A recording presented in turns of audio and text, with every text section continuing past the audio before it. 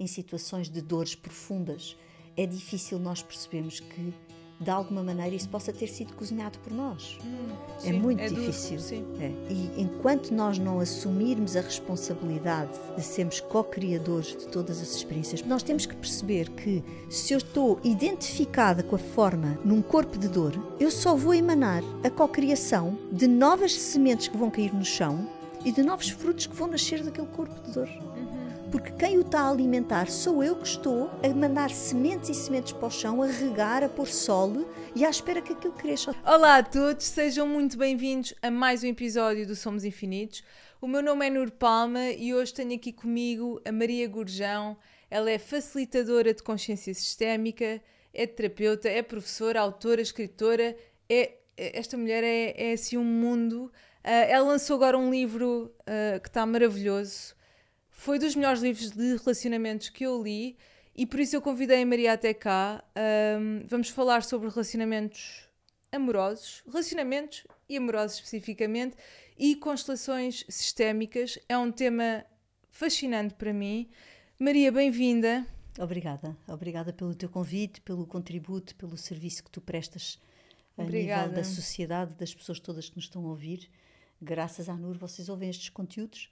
E é extraordinário o caminho que tu estás a fazer. Obrigada, na tua Maria. vida profissional e na tua doação. Parabéns. Obrigada. Olha, e parabéns a ti também, porque eu estou super entusiasmada com esta conversa.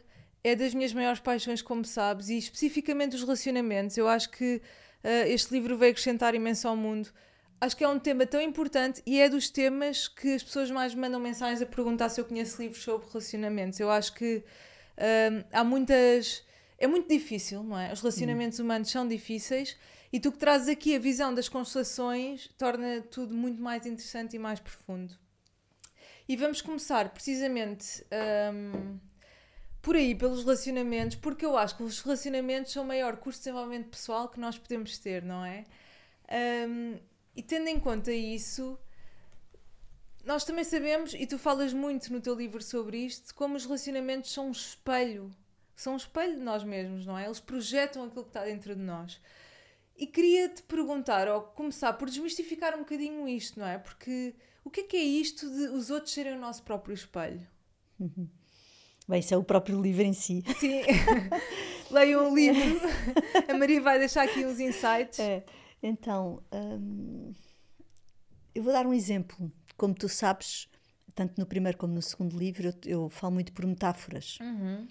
Metáforas simples para as pessoas compreenderem a mensagem da forma mais simples possível.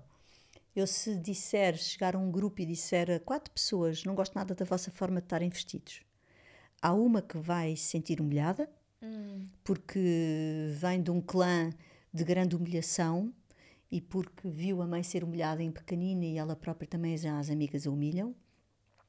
Há outra que vai dizer, tu não tens nada a ver com isso, estou super confortável. Há outra que se calhar vai ter que fazer terapia durante 3 meses seguidos. E há outra que diz, vem ter comigo e dá um abraço enorme. Então essa que vem ter comigo e me dá um abraço enorme, se calhar o avô dela sentava no colo e era super meiguinho e dizia-lhe nessa meiguice, não gosto nada da tua maneira de estar vestido hoje. Okay. Então, de repente, uma piada que podia ser uma piada de uma private joke do avô a brincar com ela, quando eu digo isto, pode ativar dentro dela uma memória do avô e ela vir dar um abraço enorme. Sim. Então, isto são relacionamentos, ou seja, eu disse uma frase com uma intenção e da minha intenção pode não ter chegado a nenhuma destas 4 pessoas. E cada uma destas 4 vai interpretar em função da sua cesta mental, das suas memórias internas e da sua carga sistémica.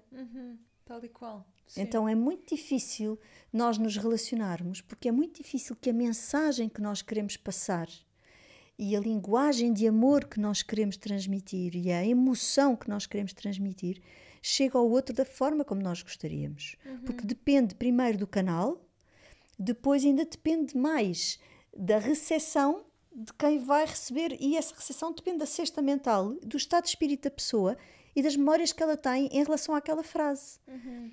O que significa que nós herdamos então uma carga emocional da nossa família e dos nossos ancestrais e que agimos completamente condicionados por isso. Completamente condicionados. Nós somos o nosso corpo. O nosso corpo foi-nos doado pelos nossos pais. Foi doado pelos avós e pelos bisavós e por todas estas pessoas. Então, o corpo tem a memória emocional de todas as histórias da família. Mais ainda, o corpo tem a memória emocional de Portugal, se nós formos portugueses, da Europa e do inconsciente coletivo da humanidade. Incrível. Por isso é que as mulheres de 28 em 28 dias têm os seus ciclos menstruais e passam mal. Porquê? Porque acordam a memória do inconsciente coletivo feminino da sua família. Então há abertura de um portal interno, que é um portal emocional, que não é do mundo desta mulher, é do mundo que lhe mora dentro do seu corpo. Então, curioso isso, nunca tinha pensado. Achas que uma pessoa que sofre muito de dores menstruais possivelmente está a abrir uma porta mais dura de abrir, não é? Sim. Eu passei pela menopausa agora recentemente, tenho 53 anos, e foram 2 anos e meios de uma energia fortíssima. É como se fossem as portas epigenéticas do meu clã feminino, de todos os silêncios, de todas as vezes que as mulheres silenciaram, a vir ao de cima. Ou seja, nós vivemos num ciclo biológico memorizado. E este ciclo biológico, ele acorda, ele abre portas epigenéticas, trazendo à superfície, como se fosse, para as pessoas que nos estão a ouvir, é mais fácil de entender isto. Imaginem que nós estamos debaixo de água com um escafandro. E de vez em quando mandamos umas bolhas de ar para cá para cima. Tal e qual. Pronto. Quanto mais longe... As tuas analogias são incríveis. Quanto mais fundo nós vamos mergulhar neste iceberg, mais difícil é. Nós depois temos que fazer descompressão e chega a um determinado ponto nós também não aguentamos o frio. Porque é demasiado visitar a temperatura em temperaturas baixíssimas. Imaginem que nós íamos agora estudar todas as camadas de gelo de um determinado iceberg. Isso somos nós, é o nosso corpo. Tu usas muito essa analogia do iceberg, até queria ver se encontrava aqui. Agora, pronto, se cá não vou encontrar. Que tu falas muito de... Imagina que estão 2 icebergs e, tipo, se calhar a camada tipo, não se encontra, não se chocam, mas as partes de baixo chocam. Já estão a chocar. 2 pontinhas de iceberg, 2 icebergs gigantes que se encontram em alto mar, porque estão a navegar e estão soltos. Na parte da superfície, que é mais ou menos 3%, eles encontram-se tipo a longe, mas na profundidade, como a parte da base é gigantesca em relação à parte que se vê cá em cima, o que nós vamos ver é troca de fluidos e de congelamento e de tensões e de... Imaginem 2 cubos de gelo a rasparem um no outro. Portanto, é isto que acontece. E nós atraímos os problemas necessários à nossa própria evolução, não é? Ou seja, falando um bocadinho das pessoas, os parceiros que nós atraímos ou que escolhemos, nós sabemos muito bem aquilo que estamos a fazer, não é? Inconscientemente. Quem se apaixona são os inconscientes. Desculpem tirar o lado romântico da coisa. É verdade. Não gosto de nada, não é? Há muita gente que tem menos idade que eu, mas eu não estou aqui... Eu sou muito romântica e sou extremamente de abraços e de momentos e de plenitude. Mas há um princípio de realidade que nós seres humanos temos que ganhar, porque senão vamos estar... como crianças, a projetar as nossas necessidades infantis no outro. E nesse momento, quando eu projeto a minha necessidade infantil no outro, eu não vejo o outro, eu não me vejo a mim, e vou estar fadada à desilusão e à queixa. Porque se o outro não é aquilo que eu projeto e que eu quero que ele seja, e se eu não consigo ver como ele é, eu vou estar sempre insatisfeita, porque também o outro pode-se pintar às bolinhas e às risquinhas de tudo aquilo que eu quiser, que nunca vai estar à altura daquilo que eu preciso. Tu tens aqui uma citação que é brutal, que é: ter expectativas sobre alguém é atribuir a essa pessoa o peso de corresponder às nossas projeções, necessidades e expectativas, que têm a origem nos vazios de amor e nas carências essenciais que trazemos connosco e do nosso sistema familiar. Esta frase é incrível, porque isto é o que nós fazemos constantemente, mesmo quando temos muita consciência de nós e trabalhamos. Eu acho que nós acabamos sempre, mais ou menos, por projetar no outro alguma expectativa, e os nossos pais fazem isso connosco, e pronto, é natural no ser humano. Mas de facto, isto é o caminho mais rápido para a desilusão, não é? E não é um caminho saudável de uma relação. é outra frase que está no livro, que é: eu iludo-me e desiludo-me, até me desiludir com a minha capacidade de me iludir. Então nós temos que, de uma vez por todas, nos desiludir com a nossa capacidade de nos iludir, para parar de fazer um jogo que é fora da realidade e de não ver o outro como ele é. E assim não saímos do nosso papel de criança, não vamos para adulto, não é? Essa é a questão mais funda, que eu acho mais profunda da sociedade hoje em dia. É que a maioria das pessoas que vivem na criança. E, portanto, Sim. vivemos nas carências, vivemos nos medos, vivemos a querer estar à altura dos outros, queremos os elogios, queremos Sim. ser vistos. Sempre que o outro nos salve, não é? Que alguém vai resolver os problemas da nossa vida. E nós vivemos numa sociedade paternalista. Sim. Numa sociedade organizada de forma a que as pessoas não assumam a sua responsabilidade. Pois é. E, portanto, quando as pessoas estão mal, vem o subsídio, quando as pessoas não sei o quê. Não estou nada contra isso, estou só a dizer que é assim que nós estamos. É verdade, E, portanto, não estou a dar a minha opinião, estou a observar a sociedade. E ao fazermos isso, o que nós estamos a fazer é, nós, na realidade, não saímos da criança. Eu vejo pessoas sentadas ao meu lado a constelar com 40, 50, 60, 70 anos e a chorar porque a mãe não lhes dá atenção ou porque a mãe acabou de morrer. Sim. A chorar como crianças. Sim. Portanto, nós somos crianças humanas.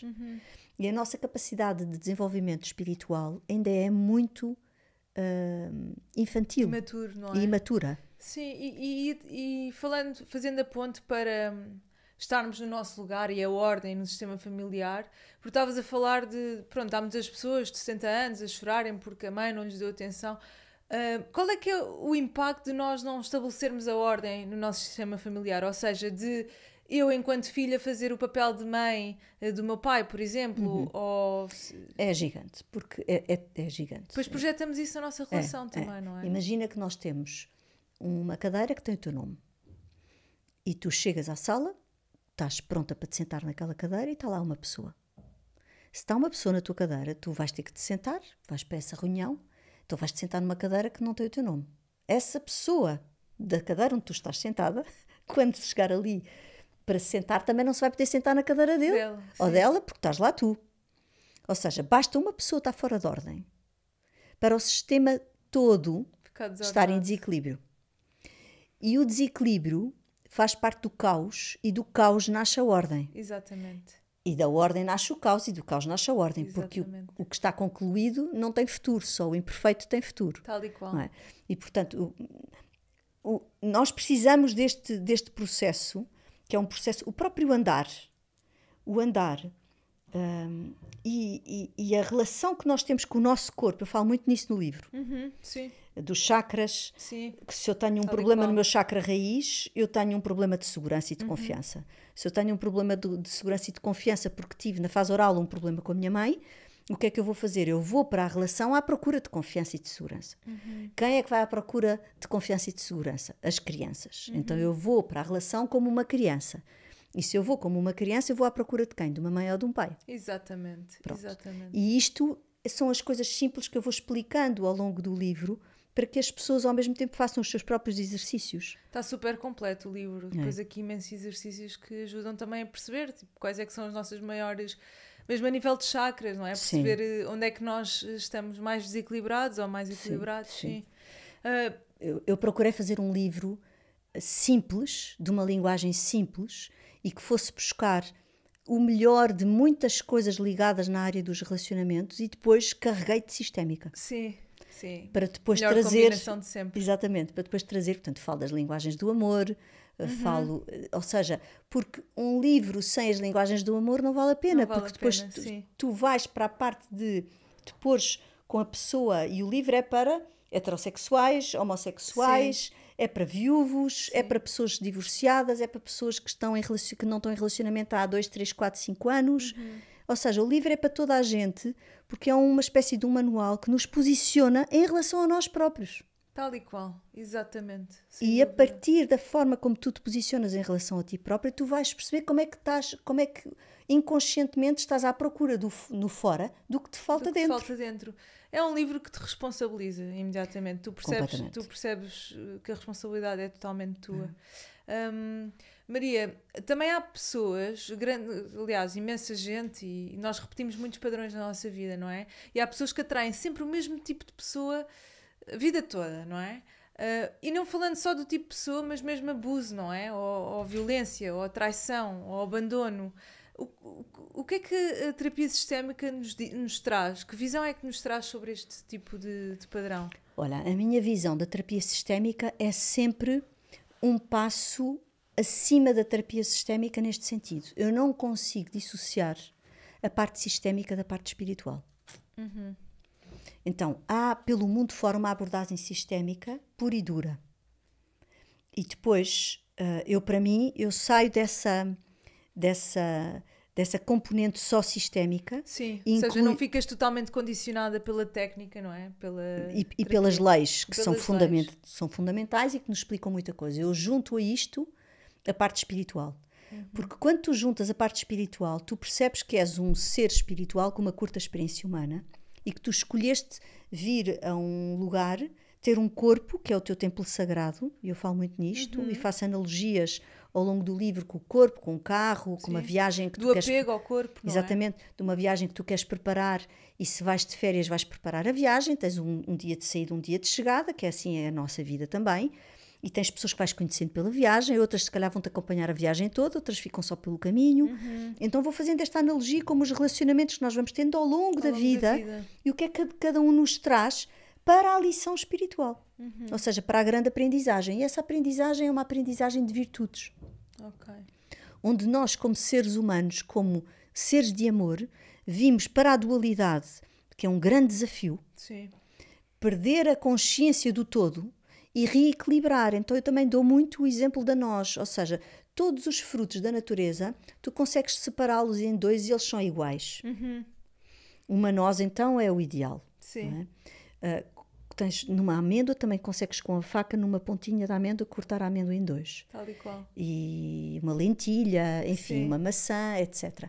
Então o que é que acontece? Nós, seres humanos, temos tudo aos pares e os hemisférios. Sim. Então, no caso do hemisfério, tu tens o hemisfério direito e o hemisfério esquerdo. No hemisfério direito, tu comandas a parte da intuição. E no hemisfério esquerdo, tu comandas a parte da razão. Então, o que é que acontece? O ser humano, quando caiu na matéria, ou seja, quando nos dividimos e começámos a ter uma experiência de dualidade, nós precisámos de ficar com dois hemisférios. E a um foi entregue a intuição e a conexão, e a outro foi entregue a mente, o raciocínio lógico-dedutivo, a direção, o sucesso, os objetivos, a parte masculina. E o que é que nós fizemos? Desenvolvemos um hemisfério em detrimento do outro. Tal e qual. E nós não vamos conseguir evoluir nem nos relacionarmos enquanto nós não voltarmos a equilibrar os dois hemisférios.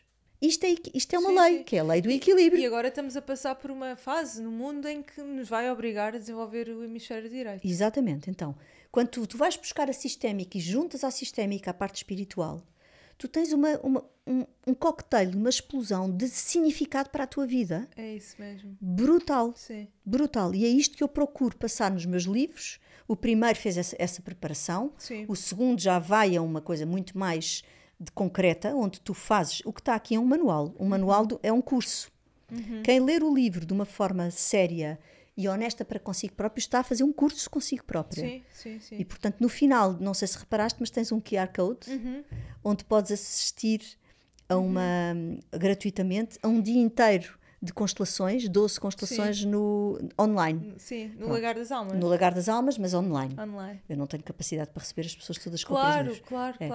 Mas porquê? Porque no final a pessoa diz assim, ok, eu agora quero ver o que são constelações. Porque depois deste caminho, desta viagem que eu fiz com o livro, eu quero saber o que são constelações. Eu quero ver, eu quero sentir, eu quero presenciar.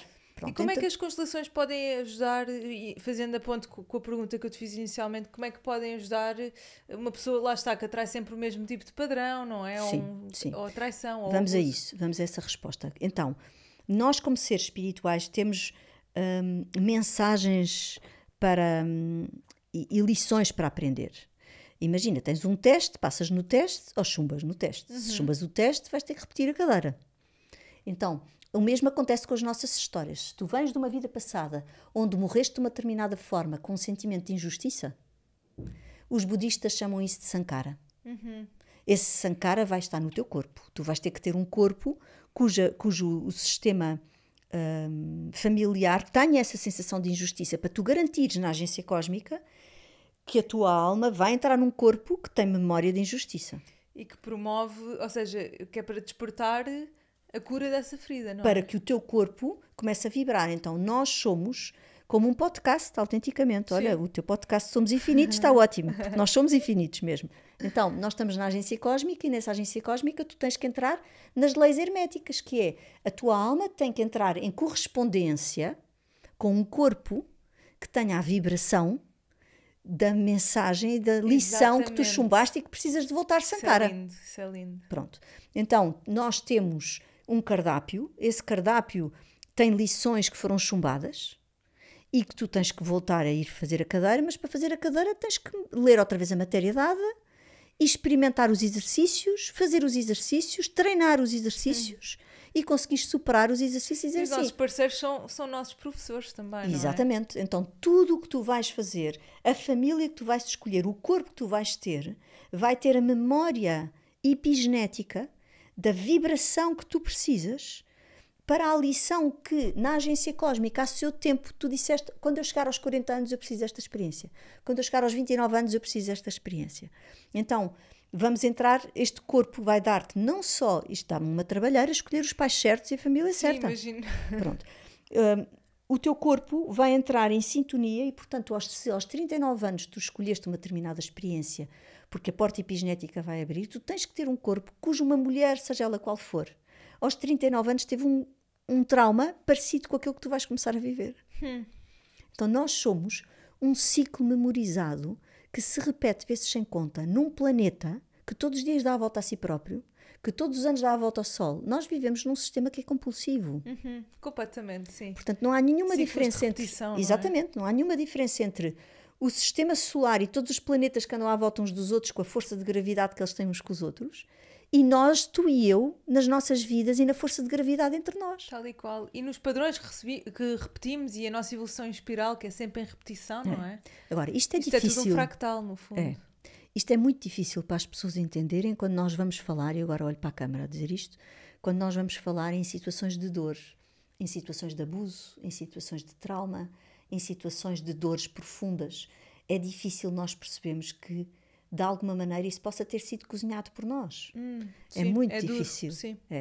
E enquanto nós não assumirmos a responsabilidade de sermos co-criadores de todas as experiências, porque repara uma coisa, Nur, está um dia de tempestade horroroso, imagina, chuva, ventos fortes, alerta encarnado, ninguém pode ir à rua, ninguém pode não sei o quê, carros nas garagens, as crianças nem pensar, escolas fechadas. Ok.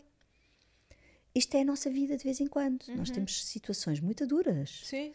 Todos nós temos, não é? Passamos por situações duras. Agora, o sol não nasceu naquele dia, que nem é o sol que nasce, somos nós que nos abrimos ao sol, mas pronto.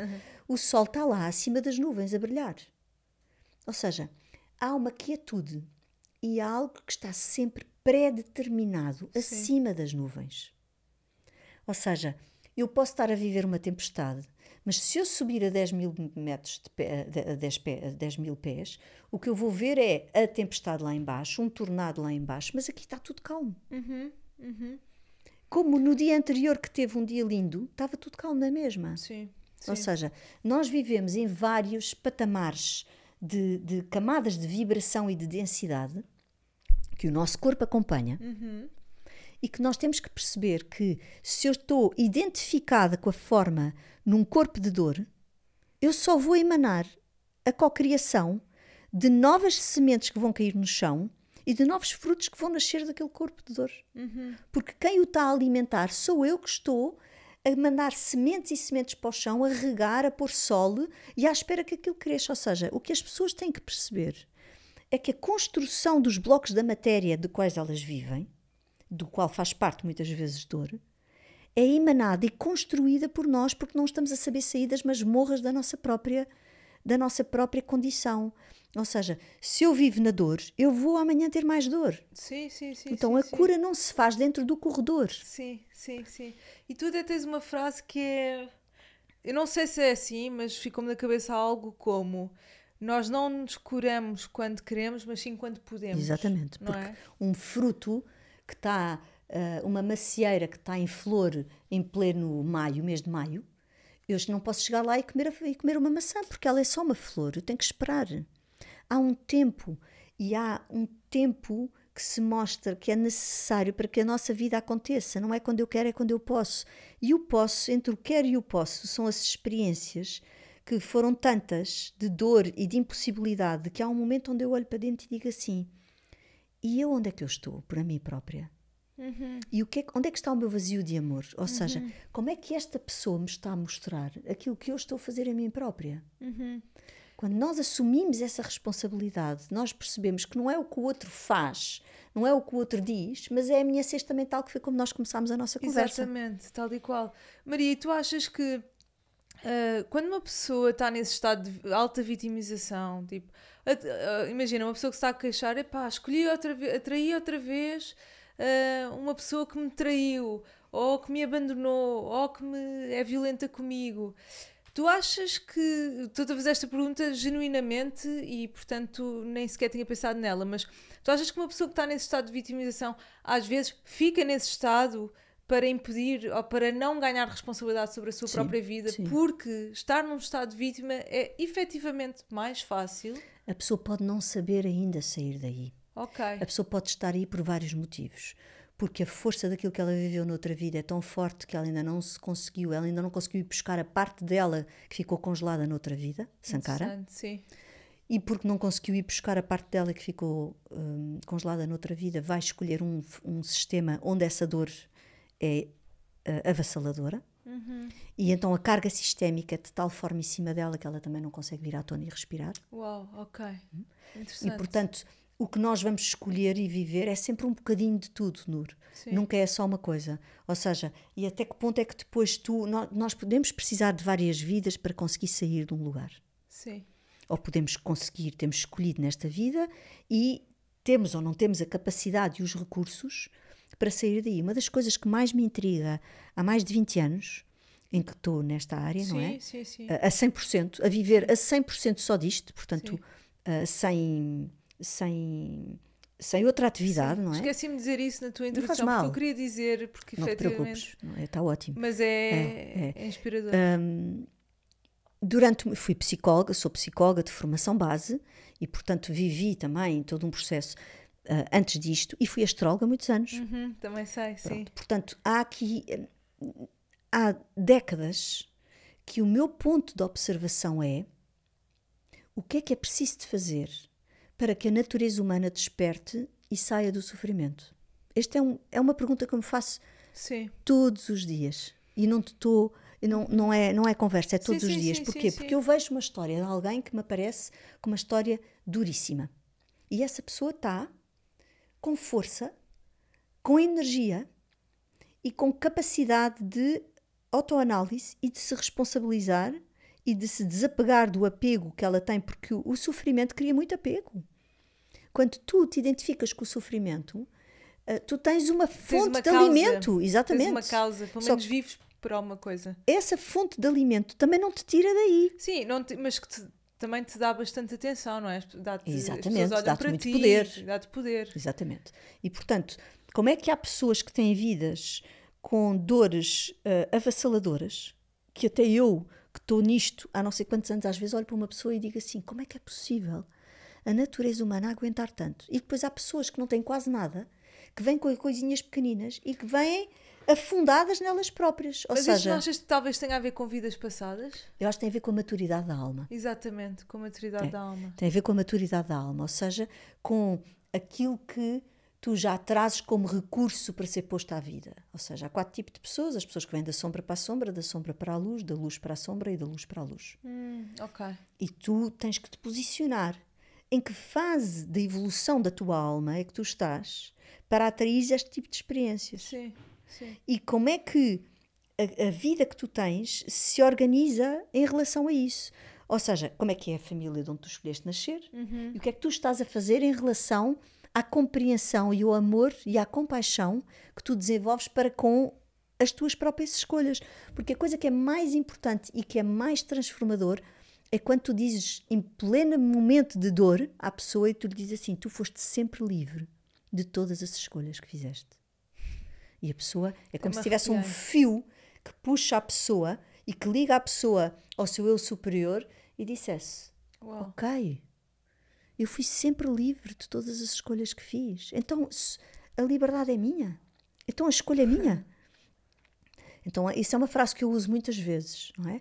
E outras frases que eu uso muitas vezes nas minhas aulas, nos meus cursos é eu também sou isto, mas isto não me define por inteiro. Sim. Mas essa frase que tu disseste, tu és sempre livre das coisas que fizeste, eu acho que acorda aqui, tira-te do papel de criança. Exatamente. Imediatamente. Tipo, eu senti isso em mim do género, uau, ok, nós podemos, imagina, porque até aquele livro do Mark, qualquer coisa de Esta Dor Não É Tua, o título às vezes até te pode descartar um pouco a responsabilidade, sinto um bocado isso, tipo, esta dor não é tua, ok, então é dos meus ancestrais, então a culpa é deles. Ou as constelações podem trazer um bocado isso, então a culpa é da minha família. Mas essa frase que tu disseste, pá, torna tudo muito mais claro. E estás a tocar num ponto super importante, Nur, porque assim, há 20 anos éramos meia dúzia, não é? Exatamente. Hoje em dia é muita gente. E eu tenho, é uma coisa que me preocupa, faz parte, é o caminho. Não é? Eu sinto que as constelações, agora vou dar uma pedrada no charco, está bem? Bora. Que as constelações familiares tal qual elas existem hoje em dia têm os dias contados. Ok, porquê? O que dizes. Porque eu sinto que o ser humano vai evoluir e a evolução vai ser em responsabilidade. E quando tu evoluires em responsabilidade e casares as constelações com a parte espiritual, que é o que eu ando a fazer há não sei quantos anos, Sim. O que é que tu vais fazer? Tu vais deixar de ser vítima da tua família. Tal e qual. E vais assumir a tua responsabilidade pelas escolhas que fizeste. Então não interessa a mãe, o pai, o periquito e o cão.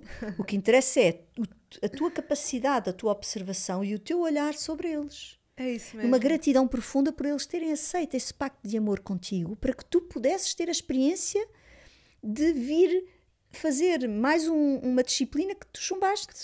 Tal e qual. Então é uma oportunidade única.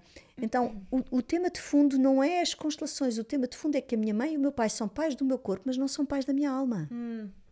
É tal e qual isso. E eu preciso de despertar para essa dimensão divina e desenvolver as minhas próprias virtudes como ser divino, com uma curta experiência terrena, onde eu possa aproveitar tudo o que eles me deram como matéria-prima. Porque na agência cósmica a escolha foi perfeita, o match foi perfeito. E eu tenho que aproveitar esse match como o corpo, as histórias do clã, mas também as histórias dos meus relacionamentos amorosos, porque eles trazem-me à tona como o tal bola de oxigênio do escafandro que está no fundo do mar, trazem-me cá acima aquilo que faz rebentar cá em cima, aquilo que lá está nas profundezas e que eu sozinha não consigo ir ver porque não tenho fato para mergulhar. É isso mesmo. Então, eles vêm trazer à tona, como se as pessoas com quem eu me relaciono a nível amoroso, e de amigas também, sim, e de tudo, todas as relações. Até a nossa aqui, não exatamente. É? Sim. Este livro não se devia chamar Relacionamentos Amorosos, este livro devia se chamar Relacionamentos. Só que, como eu abordo muito o tema do amoroso, mas também abordo muito, como tu disseste bem, o tema do relacionamento comigo, vamos lá ver. Aqui tinha que ser tomada uma decisão e eu tomei essa decisão dos relacionamentos amorosos. Mas acho que está ótimo, até porque é um nome super cativante, sabes? Pronto. As pessoas gera muita curiosidade, portanto, sim. Um ao outro, acho que... E depois é os espelhos dos traumas e das dores do clã. Então, esse espelho, e é por isso também que a capa está em espelho. Sim, está em espelho. Com uma árvore por trás, a árvore é a árvore da vida, é a árvore da família, onde tu podes podar um ramo, podes cortar um ramo, a árvore vai crescer com mais força de um lado para o outro, podes dizer não quero mais este relacionamento. Ou não quero falar mais com o meu pai. Exatamente. Ou não quero... Pronto, e de repente a árvore vai florescer com mais força de um lado. Mas se tu cortas uma raiz, a árvore não sobrevive. Ou seja, eu posso na superfície cortar o que eu quiser. Exatamente. Eu posso decidir nesta vida não me dar com A, B ou C. Só que a informação que vem da raiz, do Sankara, do meu padrão, da história que eu preciso de superar de mim própria, do amor e da compaixão que eu tenho que praticar por mim, se eu o corto, eu comprometo os frutos, eu comprometo a saúde da árvore. Uma árvore pode morrer se eu cortar a raiz errada. Portanto, não há como cortar as raízes. E as raízes é o que nos vem dentro. Sim. Ou seja, é este material honrar, energético. Não é? Sim. Tu há bocado estavas a falar e era um tema que eu não queria tocar, mas está a fluir, que é o tema do suicídio. O meu pai suicidou-se há uns anos e isto é um tema que sempre me despertou aqui alguma curiosidade a nível espiritual e a nível da alma. E eu aproveito também para te perguntar, e também talvez ligando ao tema das pessoas não reconhecidas na família ou dos excluídos, não sei, talvez, qual é que é o teu olhar a nível sistémico ou o teu olhar pessoal sobre o tema do suicídio? Olha, é muito comum, eu não sei se aconteceu na tua família, haver mais suicídios antes dele. Se eu for investigar, de certeza que há. Mas valia a pena investigares. Ok. Valia a pena investigares, até por ti, não é? Valia a pena investigares. Por ti, pelo futuro, filhos que tu queiras ter, vale a pena investigar. Porque há, muitas vezes, a carga sistémica da repetição. E a repetição acontece, às vezes, até nas mesmas idades. Ok. Ou seja, se há suicídios numa família, é absolutamente essencial a pessoa constelar esse tema. Okay. Seja qual for a família. Porquê? Porque essa carga de suicídio, houve um surto psicótico que aquela pessoa não aguentou, porque é impossível num ser humano se conseguir suicidar sem ser debaixo de um surto psicótico, ou seja, o sofrimento foi avassalador. Foi avassalador, sim. E a pessoa não conseguiu aguentar mais e termina. E, portanto, o que acontece é que há um corte abrupto. E, normalmente, em situações de suicídio, a família tem tendência para não querer olhar muito. Exatamente, e por isso o padrão repete-se, não é resolvido. Não há aquela alguém pessoa que pega e que vai constelar isso ou que tenta resolver isso de alguma forma, não é? E aquela pessoa espiritualmente precisa de ter lugar de novo. Precisa de ser reconhecido, não é? Precisa de ser reconhecido, precisa de ser posto no sistema, precisa de poder expressar o quanto lamenta, não é? E poder ser incluído, poder pacificar, porque é uma carga muito forte que fica como que, imagina uma estrada de terra a trepidar permanentemente e tu dizes, mas eu quero ir para uma estrada de Alcatrão, mas eu não sei a saída para ali. Então há como que um trepidar permanente de uma energia, de algo que precisa de ser visto e que precisa de ser honrado e que precisa de ser amado e precisa de ser incluído. Situações de guerra, situações de mortes não vistos, muito tipo de situações destas que têm a ver com o passado dos nossos países, não é? É curioso, sabes, porque imagina, o dia em que o meu pai se suicidou, ele morreu no mesmo dia que o meu avô, mas o meu avô não se suicidou. Mas foi exatamente no mesmo dia, passado não sei quantos anos. Até poderia ser uma lealdade invisível, ou não sei, não é? Sim. Pronto, isso depois podemos falar em constelação mesmo. Vai ao Lagar das Almas e eu coloco-me à tua disposição para fazermos isso. Obrigada com pela todo tua o gosto. disponibilidade. Há uma frase que eu achei fortíssima e que eu quero falar sobre ela no teu livro, que é... quando eu tenho medo de desiludir os outros... Quando eu tenho medo de perder o outro, já me perdi de mim próprio. É uma frase que eu até me arrepiou, porque isto é mesmo assim uma chapada no bom sentido, não é? O que é que esta frase significa para ti e porquê é que a escreveste? Ela significa para mim, eu ia dizer isso, tu fizeste a pergunta para onde eu ia. Esta frase nasce de um profundo momento de grande sofrimento meu. Com medo de perder uma pessoa com quem eu estava num relacionamento e achar que a minha vida ia perder esse sentido, não era sentido, porque eu não ia perder o sentido de vida por esta pessoa, mas tinha a ver com um padrão, vamos lá ver. Eu nasço num contexto onde, e tu vais repetindo o padrão como um ciclo memorizado até seres capaz de não te perderes de ti própria. Exatamente. Então, se tu trazes de uma outra vida um padrão onde te perdeste de ti própria, tu tens que, desde o período pré-natal, construir uma história, uma narrativa, onde tu já estás a espiar isto. Então, a minha mãe está grávida de mim e eu conto esta história nas minhas aulas e eu acho que é super importante as pessoas ouvirem estas histórias. Claro que sim. A minha mãe estava grávida de mim quando teve um princípio de aborto. E foi ao médico e o médico disse, tem que ficar de cama.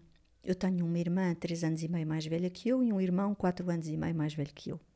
Mais ou menos 5 anos. Portanto, a distância entre os meus 2 irmãos é muito curta. Muito curta. E ainda havia um cão lá no meio.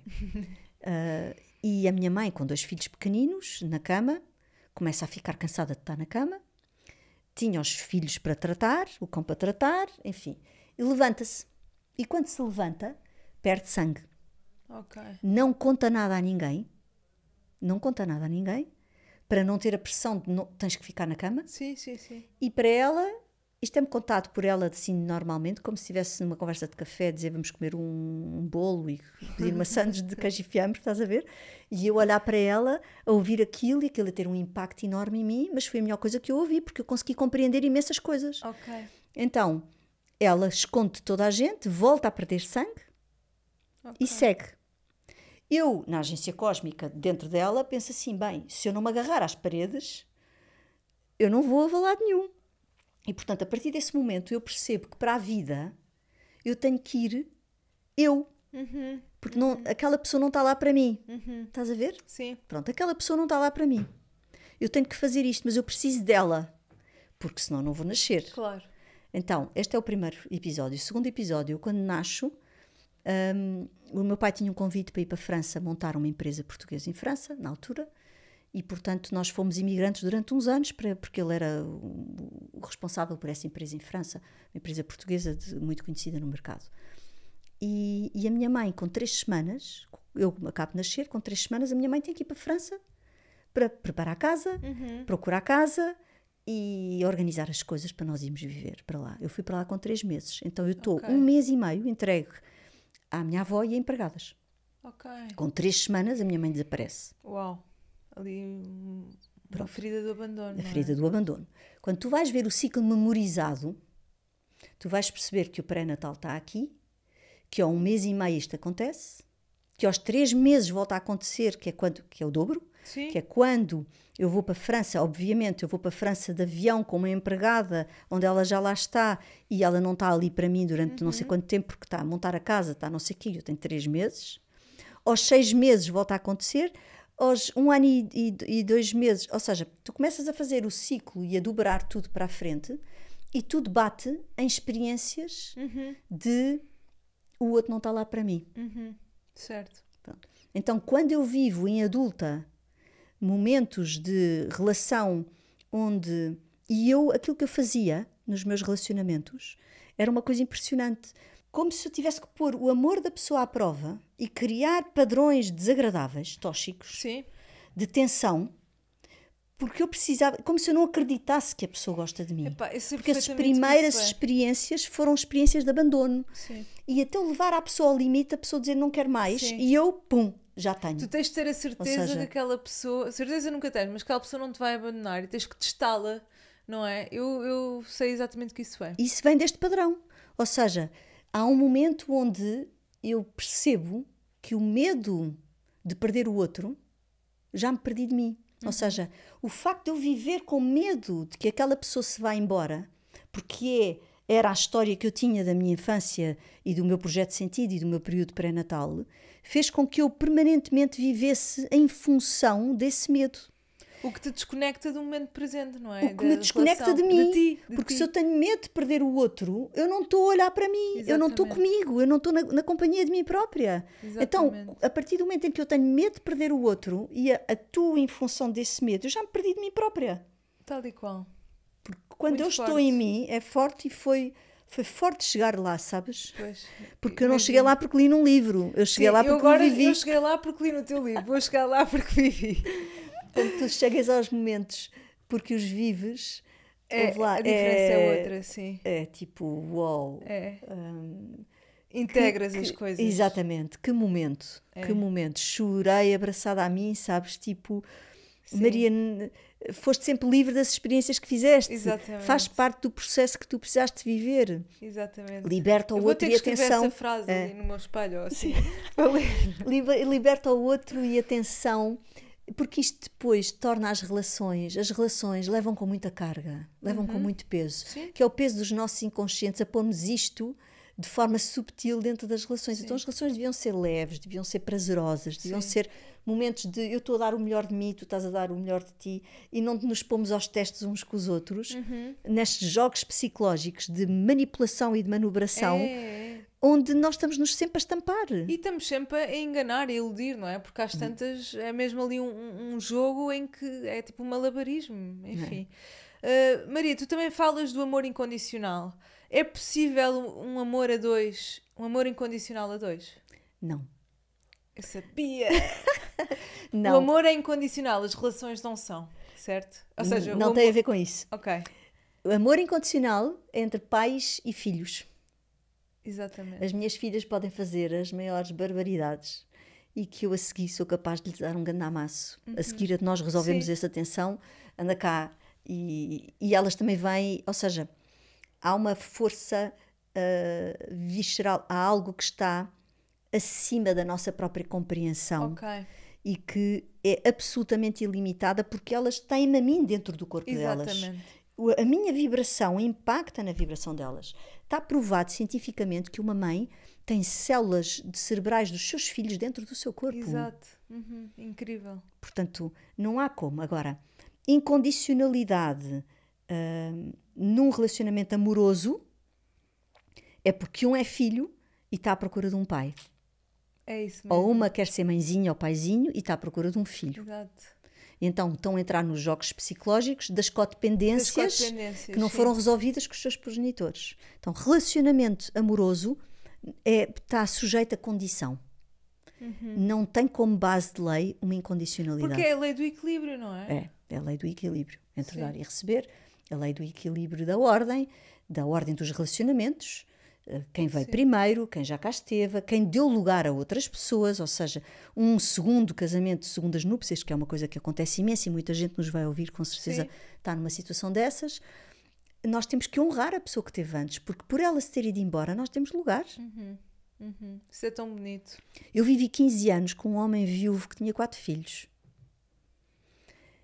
Tantas vezes eu pedi ajuda à mãe deles para que o amor dela pudesse sair pelo meu coração. Porque eles não eram meus filhos de sangue. Sim. E havia claramente, visceralmente, uma diferença que eu sentia, embora os adorasse. Claro, mas não eras mãe deles, não é? Mas eu biologicamente não era mãe deles e isso eu sentia no meu corpo. Claro. E as minhas filhas queixavam-se imenso. Porquê? Porque eu fazia com eles uma cerimónia que não fazia com as minhas filhas. Com elas. Então elas sentiam que eu às vezes era muito mais dura com elas do que era com eles. Claro. Então é muito giro ver estes trocas, ou seja, estes jogos que nós fazemos, porque nós somos reativos, e isto é uma coisa muito importante das pessoas que estão em relação perceberem. Quando eu reajo, vem do inconsciente, quando eu ajo, vem do consciente. Então eu estou a dizer aquilo àquela pessoa neste momento a partir de que lugar?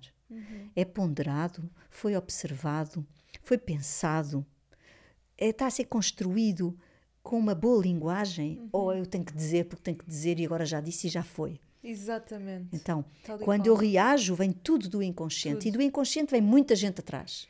Vem esta malta toda que temos nas nossas costas e vem as nossas vidas todas. Tudo. E vem as nossas vidas, que encontram vidas. Correspondência nelas. Sim. Atenção à parte espiritual. Ou seja, bora lá olhar para as constelações e perceber que todas estas pessoas que nos deram o corpo dão-nos a correspondência das lições de vidas passadas que nós não conseguimos aprender. E então a minha bisavó pode ser eu numa vida passada, naquela energia. Sim. Epá, então eu vou criticar aquilo que eu não consegui fazer, vou criticar a minha bisavó por aquilo que ela fez. Então, mas isto és tu também não conseguiste. Como é que tu estás a criticar alguém que naquele tempo não havia outras condições para fazerem melhor?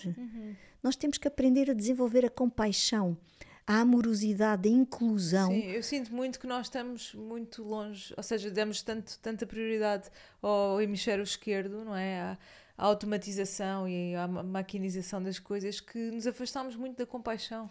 E porque como somos crianças humanas, ainda estamos muito a cobrar. Sim. Um adulto pensa assim, bem, isto tem que ser resolvido, quais são as variáveis? Como é que eu me posiciono aqui? De onde é que isto veio? Porque é que isto aconteceu assim? Aquela pessoa estava... Ou seja, um adulto dá um passo atrás para organizar os conteúdos e encontrar soluções. Então há um passo atrás de vamos lá ver o que é que temos em cima da mesa. Tal e qual. Uma criança não quer fazer nada disto, uma criança quer para ontem. Quer que lhe resolvam a vida. Exatamente. E toda a pessoa que é ponderada no sentido de eu não estou em condições de falar sobre isto agora, eu preciso de deixar que o meu corpo integre isto. Vamos conversar quando estivermos bem. Outra coisa também muito importante nos relacionamentos, que é renúncia ou abrir mão. É sim, um tu falaste capítulo disso. Sim. que também está na sequência do amor É incondicional. Eu também tenho aqui uma citação que é sobre isso. Eu quero lê-la porque também me fez aqui que é um relacionamento saudável só pode evoluir quando ambos os adultos abrem mão de algo que sabem que faz crescer cada um de forma isolada. Abrir mão implica deixar para trás algo que não compromete a nossa essência. Exatamente. Brutal. Eu percebi isto no meu relacionamento. Eu passei de uma fase muito egoísta e criança para, ok, um relacionamento é isto, que é abrir mão de algo que não compromete a minha essência. Mas não renunciar. Porque se tu renuncias, vais cobrar. Exatamente. Eu deixei de fazer isto por tua causa.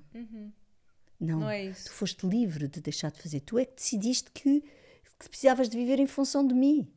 Eu não te pedi para tu não renunciares, porque nenhuma relação aguenta o peso da renúncia do outro. Sim. E quando tu renuncias, ganhas raiva. E quando ganhas raiva, vais ter que fazer qualquer coisa para te compensar. Então, o mesmo acontece quando num relacionamento um dá muito e o outro dá pouco. Sim. Um tem mais dinheiro e quer pagar tudo e o outro tem menos dinheiro e não pode pagar. Sim. Ou seja, isto cria um desequilíbrio. Sim. Nesse desequilíbrio é bom que esta pessoa que pode mais diga assim, então vamos fazer uma conta conjunta e fazemos uma regra 3 simples. Sim. Tu dás a parte que tu podes e eu dou a parte que eu posso em proporções iguais. E com esse dinheiro vamos viajar. Exatamente. Já vão viajar com um sentimento de que ninguém está à conta do outro e não há um que está superior ao outro. Sim. São jogos psicológicos porque nós vimos de uma relação onde o nosso inconsciente coletivo, neste caso feminino, é de total dependência. Sim. Portanto, o pai entregava a mão da filha num jantar onde o futuro marido dizia, venho pedir a mão da tua filha, e a filha está calada e a mão é dela. Então, mas... Qual foi que se desligou? Tranquilo. Depois temos que ver as partes que é para cortar, está bem? Sim. Posso continuar? Sim. E a mão é dela. Então, e mais, o pai leva a filha ao altar, entrega a filha, vejam bem o simbolismo disto, entrega a filha ao futuro marido e inconscientemente o que o pai diz é, até agora mandei eu, a partir de agora mandas tu. Olha, eu venho de uma cultura muçulmana, portanto imagina que é ainda mais forte. Olha, Maria, diz, queres dizer mais alguma coisa? Sim, preciso só dizer mais isto para ser justo. Eu, por mim, para ser justo para os homens, imagino que o teu público quase todo é maioritariamente mulheres. Sim, 80%. Exatamente, e eu tenho que ser justa com os homens, que é, no livro eu tenho um capítulo dedicado ao sagrado feminino e ao sagrado masculino. Sim.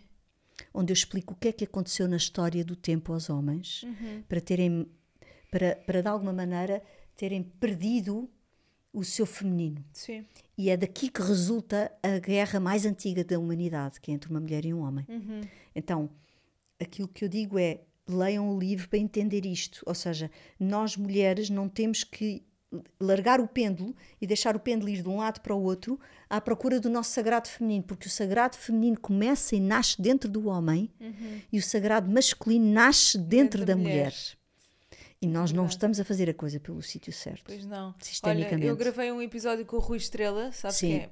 Que explorámos muito isso e é incrível e que para mim o tema masculino é uma dor e também não foi por acaso que eu atraí uma pessoa como o Rui e tivemos uma conversa como aquela que foi muito poderoso para mim porque eu venho de uma perspectiva muito magoada com o masculino, sabes? E entender toda a história por trás foi muito importante para mim. Sim. E perceber como a maior taxa de suicídio é masculina e aquilo que os homens reprimem e oprimem dentro deles porque perante uma expectativa do mundo que pede constantemente que eles sejam fortes, não é?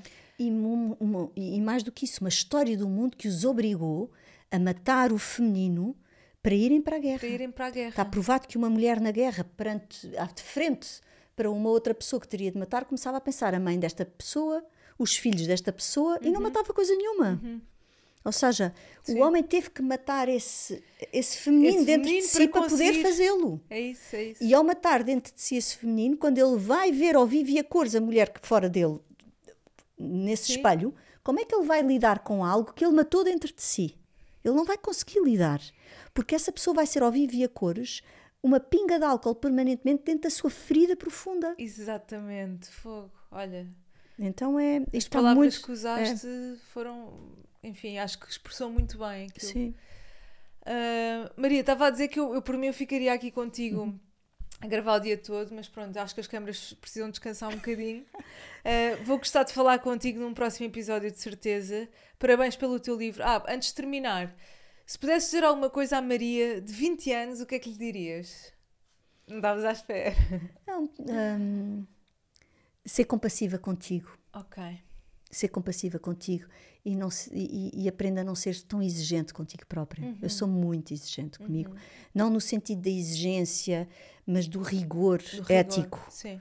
Eu estou permanentemente a questionar se as coisas que eu faço e que eu digo nos meus relacionamentos com as minhas filhas, com os meus irmãos, com os meus pais... Quanto maior a consciência, maior a responsabilidade. E tu que estás nesta área e estás mergulhada 24 sobre 24 horas, é quase como se, não é, a tua mente começa a questionar, ok, tens que operar pelo bem, tens que...